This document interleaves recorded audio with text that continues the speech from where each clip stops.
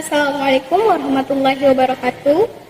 Perkenalkan, nama saya Adinda Usman, NIM F1C220020 dari Prodi Matematika. Di sini saya akan menjelaskan tentang perkembangan Islam di Indonesia, khususnya perkembangan Islam di Mesir.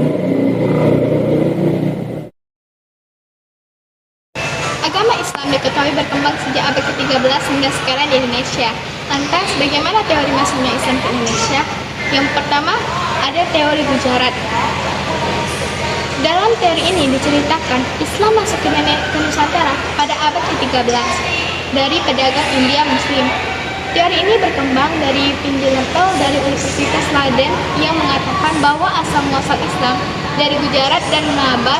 Kemudian orang Arab bermazhab Syafi'i bermigrasi ke India dan orang India lah yang membawanya ke Indonesia. Pendapat ini juga ditegaskan oleh Snow Hurgenut dalam buku Larbi Atlas Andes Lenines atau Review the History des Religious bahwa hubungan dagang Indonesia dan India telah lama terjalin. Kemudian institusi tertua datang Islam terdapat di Sumatera memberikan gambaran hubungan antara Sumatera dengan Gujarat. Selain itu, ada juga teori Gujarat dari Mukwete di mana ia mengatakan bahwa agama Islam di tanah air berasal dari Gujarat. Berdasarkan bukti peninggalan artefak berupa batu nisan di Pasai, kawasan utara di Sumatera pada 1428 Masehi. Adapun batu nisan itu memiliki kemiripan dengan batu nisan di makam Maulana Malik Ibrahim di Jawa Timur, yakni memiliki bentuk dengan batu nisan di Kambai, Gujarat, India. Yang kedua, teori Mekah. Pendapat lainnya adalah teori Mekah. Teori ini pertama kali dicetuskan oleh Hamka dalam Dis Natalis PTIN ke-8 di Yogyakarta sebagai koreksi teori Gujarat. Dalam teori masuknya Islam ke Indonesia, ini diterangkan bahwa Arab Saudi memegang peran besar yang sangat besar. Pasalnya, menurut Hamka, bangsa Arab pertama kali ke Indonesia membawa agama Islam dan diikuti Persia dan Gujarat. Adapun disebutkan masuknya Islam terjadi sebelum abad ke-13 Masehi, yakni 17 Masehi atau abad pertama Hijriah.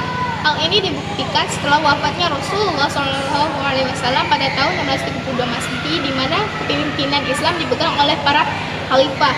Di bawah kepemimpinan itu, agama Islam disebarluaskan hingga ke seluruh Timur Tengah, Afrika, Utara Spanyol. Kemudian, di masa dinasti Umayyah, pengaruh semakin meluas hingga ke Nusantara. Menurut Al-Not, bukti masuknya Islam ke Indonesia dari para pedagang Arab menyebarkan Islam ketika mereka berdagang. Hal ini juga sesuai dengan fakta pedagang Arab menjadi pemimpin di pesisir pantai Sumatera. Para pedagang Arab tersebut juga melakukan pernikahan dengan penduduk lokal sehingga agama Islam semakin menyebar di Nusantara. Yang ketiga, teori Persia. Teori masuknya Islam ke Indonesia terakhir adalah Persia yang dicetuskan oleh Husain di Jajaningrat. Dijelaskan bahwa Islam masuk ke Indonesia dari Persia sehingga di Gujarat pada abad ke-13. Hal ini terbukti dari kebudayaan Indonesia yang memiliki persamaan dengan Persia. Hal ini juga dipertegaskan oleh Morgan bahwa masyarakat Islam Indonesia sama dengan Persia. Terbukti peringatan 10 Muharram atau Asyura sebagai hari peringatan Syiah atau syahidnya Husain. Peringatan ini berbentuk perbuatan bubur syura. Selain itu, diminangkan bulan Muharram juga dikenal sebagai bulan-bulan Husain. Lalu di Sumatera Tengah diperingati dengan mengarak keranda Husain untuk dilemparkan ke sungai. Selanjutnya, teori ini juga didukung dengan kesamaan ajaran Syekh Siti Jenar dengan ajaran Sufi Iran. Al-Hajj. Ketiga, penggunaan bahasa Iran dalam sistem mengajar huruf Arab untuk tanda sunyi, harakat, dan pengajian Al-Quran tingkat awal. Kesamaan terakhir adalah nisan pada makam Malik Soleh.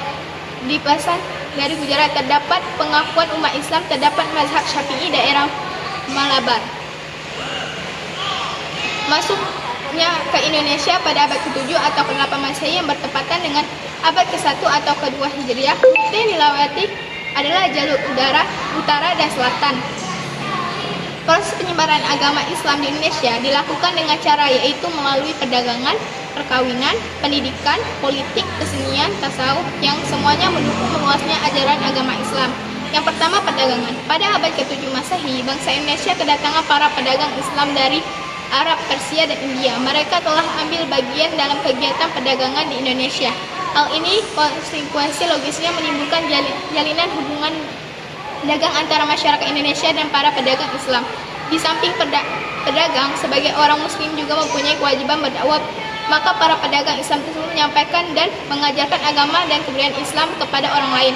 Dengan cara tersebut, banyak pedagang Indonesia memeluk agama Islam dan mereka pun menyebarkan agama Islam dan budaya Islam yang baru dianutnya kepada orang lain. Dengan demikian, secara bertahap agama dan budaya Islam tersebar dari pedagang Arab Persia, India kepada bangsa Indonesia. Proses penyebaran Islam melalui perdagangan sangat menguntungkan dan lebih efektif dibanding dengan cara lain. Yang kedua, perkawinan. Kedudukan ekonomi dan sosial para pedagang yang sudah menetap makin membaik. Para pedagang itu menjadi kaya dan terhormat, tetapi keluarganya tidak dibawa serta. Para pedagang itu kemudian menikahi gadis-gadis setempat dengan syarat mereka harus masuk Islam.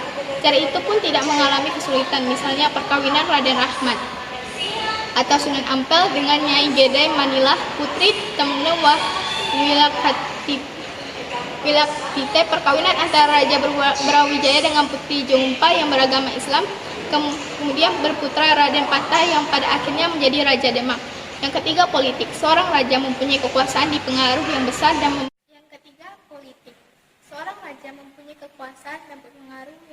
dan memegang peranan penting dalam proses Islamisasi.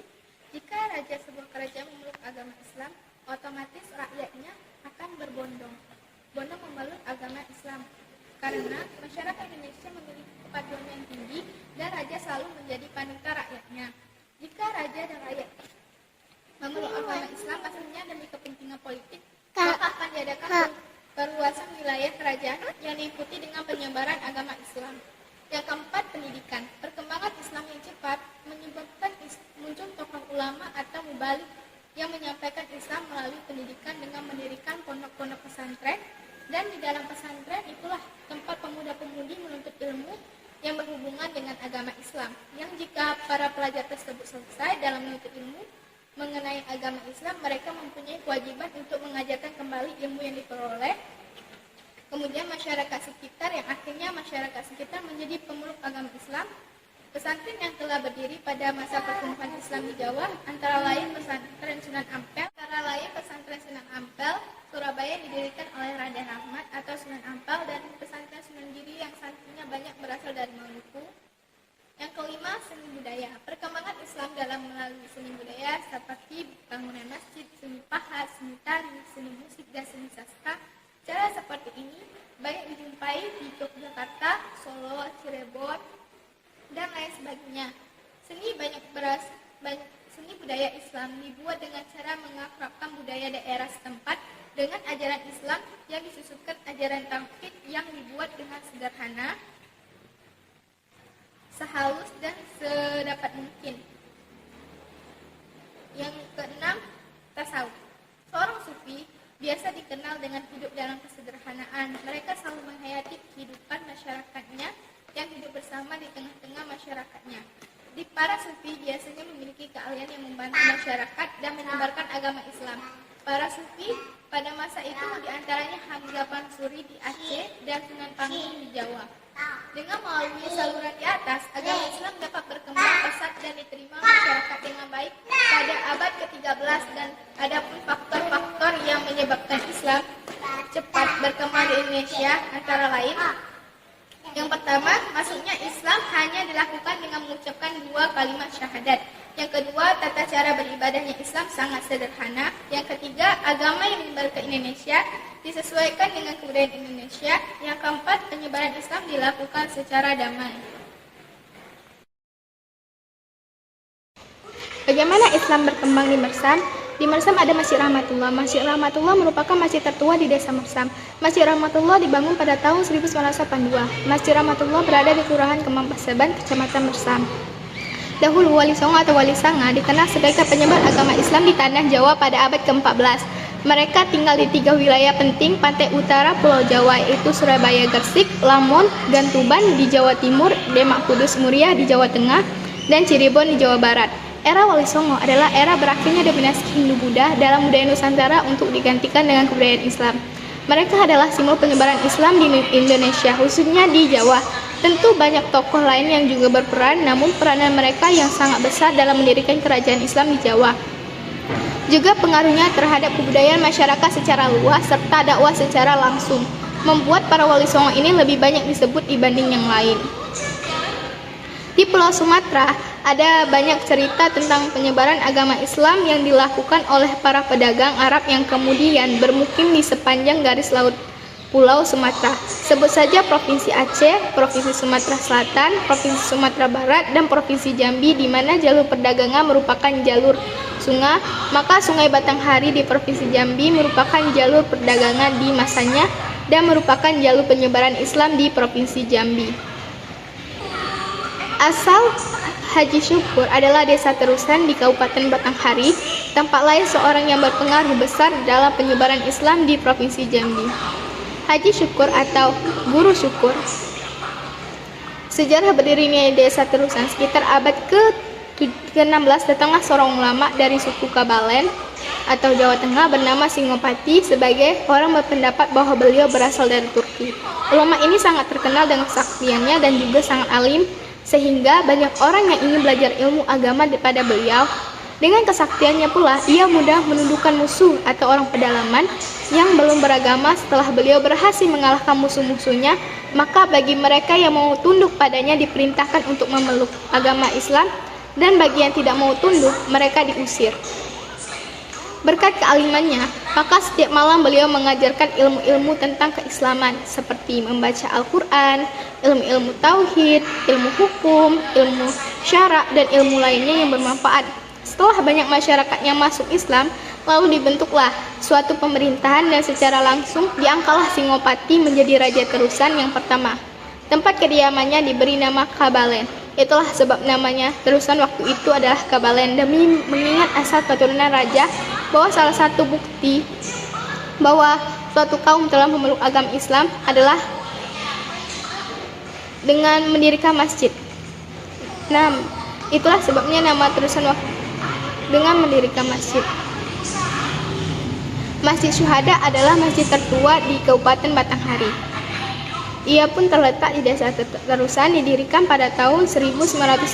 Masjid tertua ini dibangun oleh orang tua dari Guru Syukur Haji Ahmad bin H.M. Thohir yang dibangun dengan bahan kayu. Kemudian pada tahun 1927, Guru Syukur terlibat dalam perenovasian Masjid Syuhada. Beliau menyampaikan syiar Islam dari rumah ke rumah, masjid ke masjid, desa ke desa. Di mana kerumunan, maka beliau datang menghampiri dan beliau menyampaikan syiar melalui syair hingga yang mendengarkan tidak merasa digurui. Kiai Haji Syukur tidak hanya menyebarkan Islam di desa terusan Kabupaten Batanghari, beliau bahkan sampai ke Kabupaten Sarolangun, di Kecamatan Batanghari, Batangasai, Desa Bukit Bulan, Limbur Tembesi, di Kabupaten Bungo sampai ke Desa Lubuk Landai dan sampailah ke Desa Mersam. Nah, sampai akhirnya lah Mersam. Setelah sampai di Mersam, akhirnya berdirilah Masjid Rahmatullah. Di Mersam ini merupakan masjid pertama dibangun setelah datangnya Guru Syukur dan Haji Ahmad bin HM. Sekarang masjid ini masih digunakan sebagaimana mestinya dan sebagai bukti peradaban Islam di Mersam. Jadi, masjid ini jadi perkembangan Islam di Mersam itu pertama dibawa oleh Kiai Haji Syukur, yang kemudian dia berdakwah menyampaikan ajaran Islam yang akhirnya sampai ke Mersam, yang akhirnya diterima oleh masyarakat Mersam, sehingga masyarakat Mersam mendirikan Masjid Rahmatullah. Nah, sekian video dari saya. Apabila ada kesalahan, mohon dimaafkan. Saya akhiri. Wassalamualaikum warahmatullahi wabarakatuh.